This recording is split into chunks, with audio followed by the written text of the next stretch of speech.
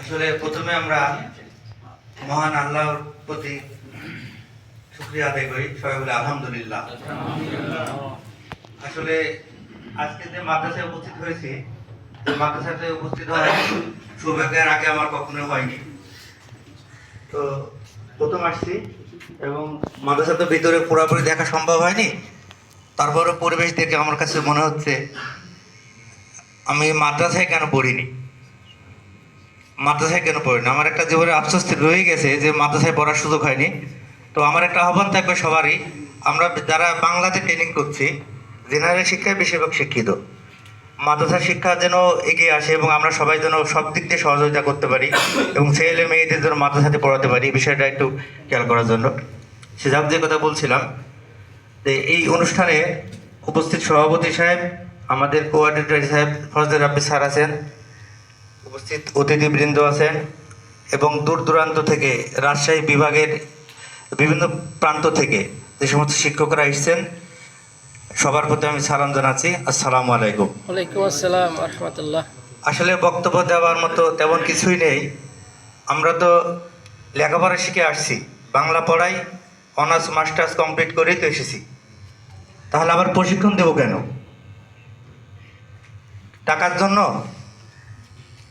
প্রশিক্ষণ দিলে তো টাকা পাওয়া যায়। কি স্যারের কথা বলেন একটু? না, টাকার জন্য কিন্তু নয়। ভোটে কিন্তু আমরা করি, শিক্ষার কিন্তু শেষ না। আমরা কিন্তু যদিও বিষয়ে বিশেষজ্ঞ হয়েছি, তারপরেও আমাদের যে পড়ানোর কৌশল, এই কৌশলটা কিন্তু আমরা নির্ধারণ করতে পারি না। আমরা ট্রেনিং করতে গিয়ে কিন্তু এটা বুঝতে পারলাম, এর আগে কিন্তু বুঝতে পারি কিভাবে পড়াতে হবে, কোন কৌশলে পড়াতে হবে এবং লক্ষ্যটা কি, সমাজকে পরিবর্তন করতে কিভাবে এগোতে হবে। এটা কিন্তু এনসিটিভি কর্তৃক প্রণীত এবং ওদের যে ধারাবাহিক যে চিত্রটা দিয়ে দিয়েছে, ওই চিত্র কিন্তু আমরা কখনো অনার্স মাস্টার্সে গিয়ে পড়ি, পড়ছি কি আমরা কেউ পড়ি।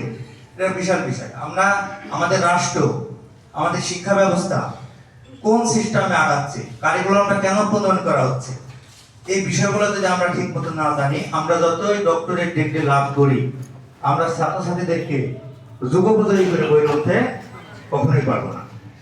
এই জন্য আমাদের প্রশিক্ষণ খুবই জরুরি বিষয় এবং আমাদের প্রশিক্ষণ জরুরি বলতে ঘন ঘন প্রশিক্ষণ হওয়ার প্রয়োজন আছে।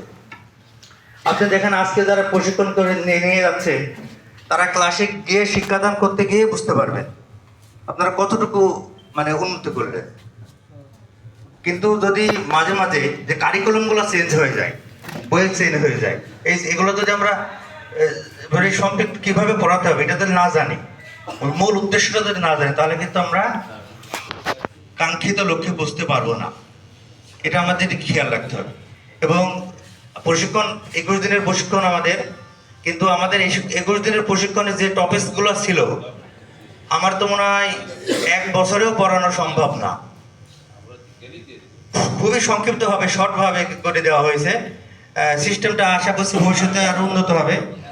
আমাদের ফজলে রাব্বি স্যার আছেন, তিনি বলেছেন অনেক সীমাবদ্ধতার পরেও আমরা যতটুকু পেয়েছি, আমার বিশ্বাস আমরা যদি আন্তরিক হই এবং দরদ দিয়ে বাচ্চাদেরকে পড়াই, এর মাধ্যমে কিন্তু আমরা বাচ্চাদেরকে অনেকটা উন্নত শিক্ষা দান করতে পারবো। এবং নিজের বিবেকের কাছে আমরা প্রশ্ন করলে আমরা পজিটিভ উত্তরটাই পাবো যে আমরা আসলে আমাদের দায়িত্ব কতটুকু পালন করেছি। দায়িত্ব পালন না করে প্রতি মাসে যদি বেতন আমরা উঠাই এবং সেটা যদি আমাদের ফ্যামিলির পেছনে খরচ করি, সেটা কতটুকু বৈধ বা অবৈধ হবে সেটা কিন্তু নিজেরাই বুঝতে পারবো। তা আমার এই পর্যায়ে একটাই আহ্বান থাকবে, আমরা যে প্রশিক্ষণ নিলাম, এই প্রশিক্ষণের সর্বোচ্চ পর্যায়ে যতটুকু পেয়েছি, এটুকু যেন আমরা আন্তরিকতার সহিত আমার বাচ্চাদেরকে আমরা দিতে পারি এবং বাচ্চারা যাতে ভবিষ্যতে আমাদের চেয়ে আরো উন্নত শিক্ষক হয়ে এই জাতির ভবিষ্যতের পথ যেন আরো সুগম করতে পারে এবং বাংলাদেশকে একটি উন্নত রাষ্ট্রে পরিণত করতে বিশেষ ভূমিকা রাখতে পারে। এ কথা বলে আমি আমার সংক্ষিপ্ত বক্তব্য শেষ করছি। আসসালামু আলাইকুম।